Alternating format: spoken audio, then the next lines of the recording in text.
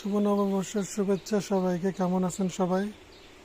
এই দেখেন ক্ষেতের ডাটা উঠানো হয়েছে রান্নার জন্য।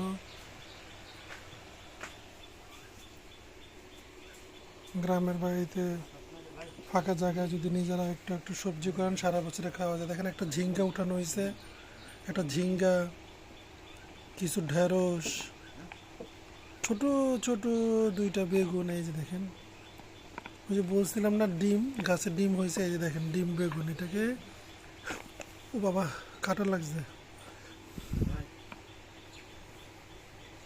এটা হলো ডিম, ডিম বেগুন, প্রচুর কাটা এটাতে।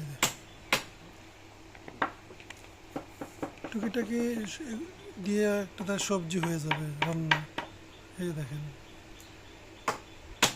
ঢেঁড়স গাছ থেকে কিছু ঢেঁড়স করা হয়েছে, ডিম বেগুন, দুইটা ডিম বেগুন, লম্বা বেগুন এই যে এরকম ছোট ছোট দুইটা হয়েছে, একটা ঝিঙা হয়েছে না, সাথে এই যে ডাটা। দেখেন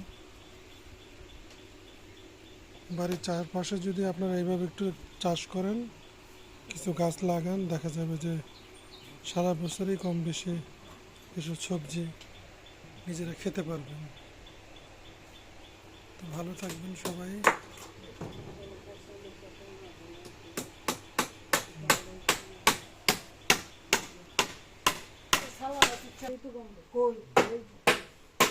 লতি বাড়ির চারপাশে যদি আপনারা এভাবে কিছু কিছু জিনিস লাগান, গাছ, সারা বছরই একটু একটু খেতে পারবেন।